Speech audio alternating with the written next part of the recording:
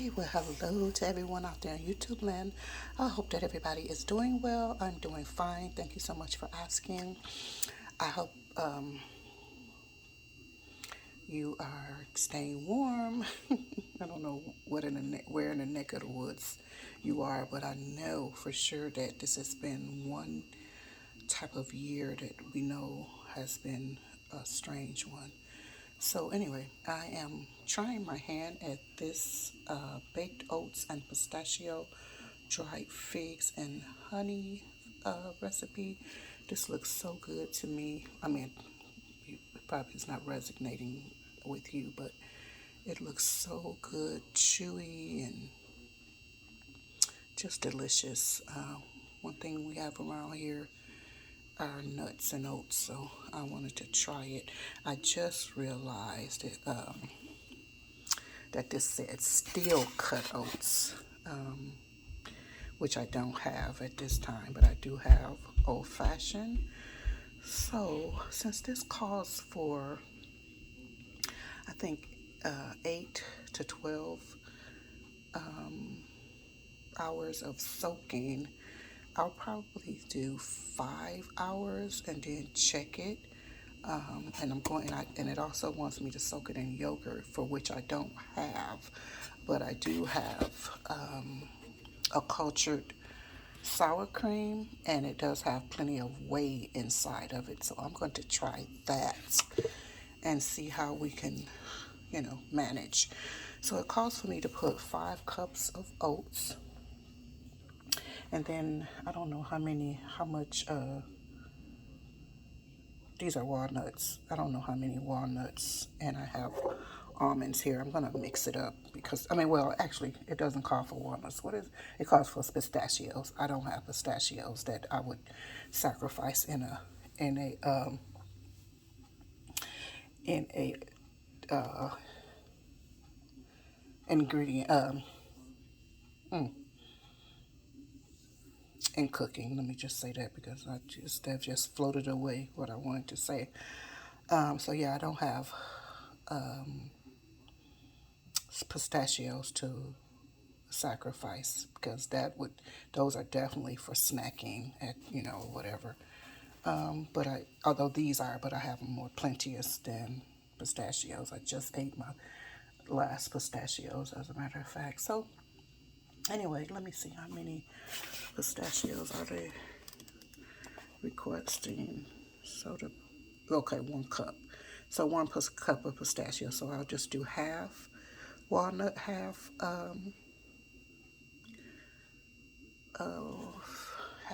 almond. I'll be back.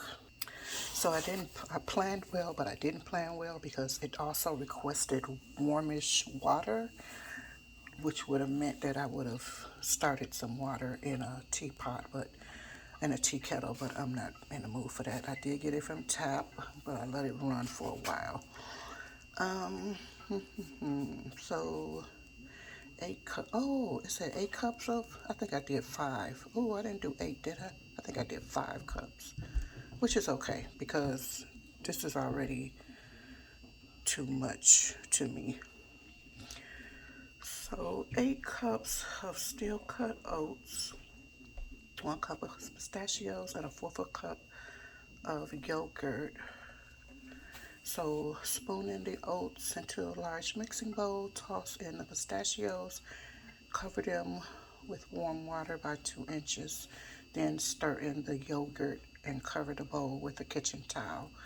Set the bowl in a warm spot in your kitchen and allow the oats and pistachios to soak for at least 8 hours, up to 12. Okay, so those are in, and my water is warmish, but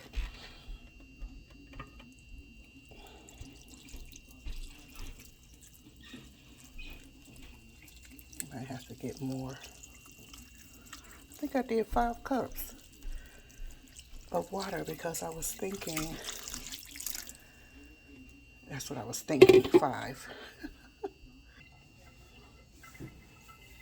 So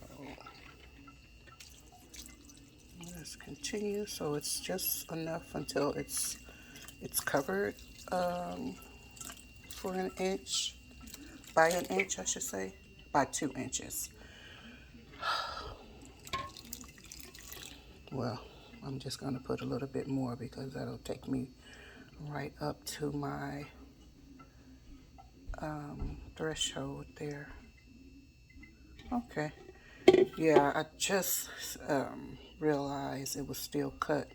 My heart was just set on making this because I saw it maybe last week or something like that, and I said, oh, I need to make this. This is that and a couple of other recipes that are in. Ooh, and another thing is going to be a problem. Ugh, I can't cover this with a towel unless I change the bowl, which I'm not going to do, because of course if I do a tea towel, a dish towel, that's going to soak inside of there. So I'll cover it with a plate, and although it probably needs a towel for breathing, I'm going to use a plate. That's because I can't put a thing on it right now, and I'm not willing to change the bowl. But yeah, I've been wanting to make it. So, and then there's something else in here that I just saw. Oh, like what do you call that dessert? Like a brickle. Let me see if where it's at. Yeah, I think it's brittle. Yeah, like a roasted hazelnut brittle. So I said, and then they have a fool in here also, not cranberry fool, a cherry fool, with meringue and all of that. I want to make that. They got a lot of stuff in here that I want to make. So the roasted hazelnut brickle. Now I do have some hazelnuts, but again, I'm not willing to sacrifice hazelnuts for a recipe. So I will sub out the hazelnuts for like walnuts or almonds or what other nuts? I have some other nuts. I have some other nuts. I have to check and see. But yeah, I'd like to try that. Like I said, it has a fool in here. I like the book. This is the Nourished Kitchen from Farm to Table Recipes for the Traditional Foods Lifestyle. Now, well, let me put the yogurt, excuse me, the sour cream, stir the sour cream in, and I'll come right back. Okay, so I have the sour cream in, and I'm just stirring it around, I guess, to activate and to be sure that it gets where it's going. I should have eaten this walnut because that's another thing that reminds me of my childhood because we had a cold room in our basement, a storage room where foods were kept and stuff like that that needed to stay over the winter and that. And we had so many black walnuts down there. I love black walnuts. I don't even think they really make, well, I shouldn't say they really don't make it, but I don't see it. Black walnut ice cream, oh gosh. That was a favorite of mine growing up. Of course, with butter pecan and black walnuts. Those were my most favorite. Oh, why am I so close? Oh, geez, Saida. Those were my most favorite ice creams. So, yeah, we had several of those in our basement, in one part of our basement, because we had a large basement. But, uh-oh, this doesn't fit. Well, if it doesn't fit, then I'll have to quit. Let me get another something. Okay, and this thing looks so dirty. I'm just going to keep it like this. I think this will be fine. Let me quickly put my ingredients away. This is what I might enjoy for breakfast today. Some heritage flakes with kamut, corazon. I can't see wheat, spelt, barley, millet, and quinoa. So yeah, I probably have this cereal today. I wish I did have some yogurt made. Oh, but I got cottage cheese. I'm gonna have it with cottage cheese. Another thing, if you have one of these, or if you don't have a jar opener. Get you a jar opener, especially if you have weaker hands and you don't have stronger hands on hand, like nobody's home and you need to open up something. This thing is, and I've had this forever, and I didn't even use it. It was in our, matter of fact, it was in my stationery stuff because I got it from, a company that, provides a lot of different things. I'm so glad I never threw this thing away and I kept it. I mean, this is 10, probably about 10 or something years old. Let me put it back in the drawer. I like to put everything back whenever I'm done with it. Okay, so anyway, love this book. Let me move this out of the way for enough time being. So I think I'm just gonna let this do 5 hours because I don't think it's not gonna need 8 and it's not gonna need 12 because it's not a steel cut. So it's nourishing, the Nourished Kitchen, and it's kind of after what do you call it? The Weston A. Price, Sally Fallon book, the Nourished Traditions, Nourishing Traditions or the Nourished Traditions. I can't recall it right now. So, but it's kind of copied after, after that or whatever. But it is so good, such a nice book. And I had the traditions, the Nourished Traditions book, but I did not really get into it. I did not like the recipes. The book is a little outdated. I think they could be updated. I mean, it's got good information in it, but not the greatest. And like I said, it could be updated. Then the African part, because it deals with European, maybe islander, different groups of people. But when they came to the Africans, it kind of just did a broad blanket of Africans. Africa is a large continent with many countries. So it had, it didn't really speak to me on the African part because it could have been more diverse and more specific. And it was not.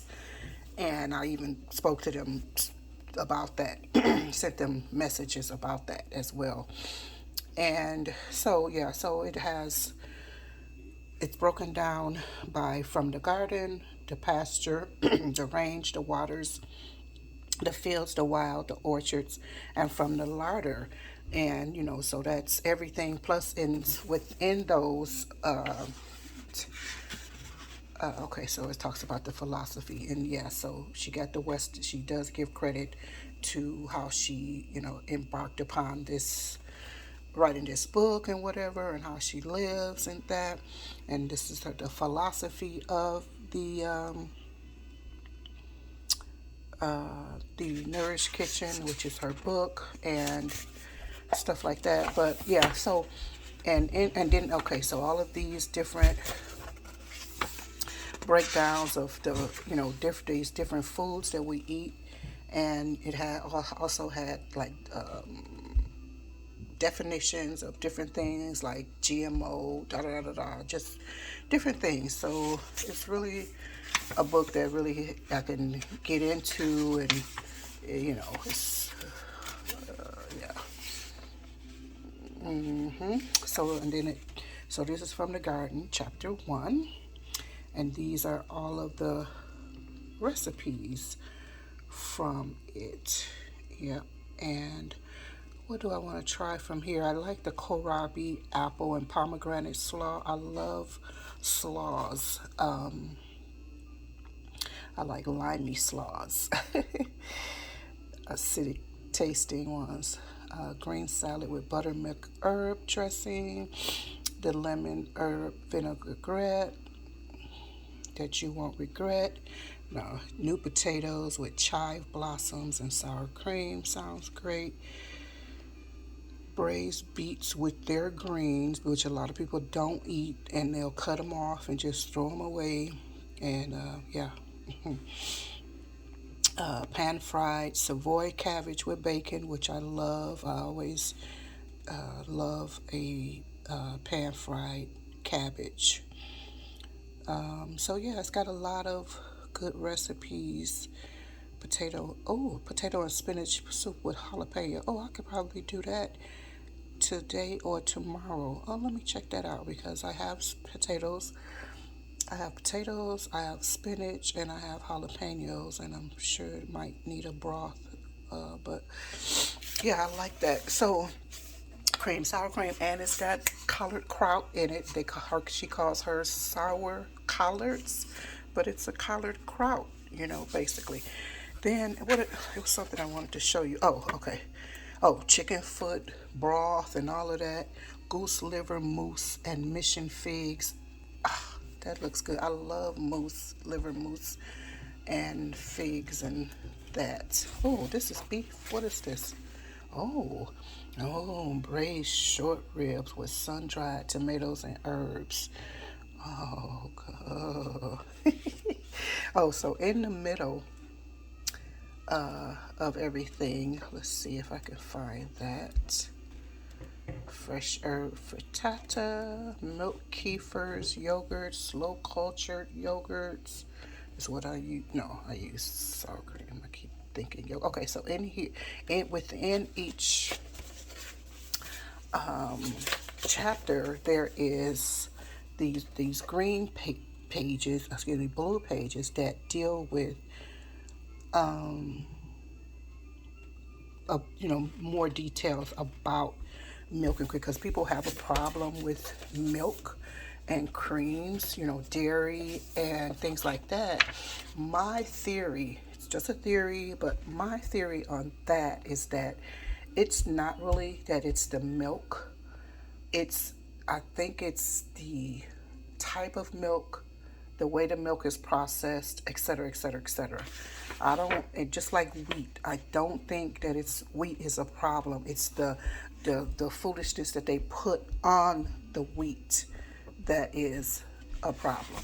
And I'm not sure if she speaks of that in here or anyone has ever spoke of that, but that's my thinking from a long time ago. Because I even used to say when I was younger that, well, never mind, I'm not going to say that. But anyway, so room temperature yogurts from northern Europe, because these people, they don't have, their things are not, once they ferment them, they don't keep them in a cool place because they don't even, some places don't even have cool places and stuff. So prepping raw milk yogurt, pure seed starters for raw milk yogurts, it deals with everybody. I think a vegetarian, a vegan, people who have allergies could all benefit from such a book.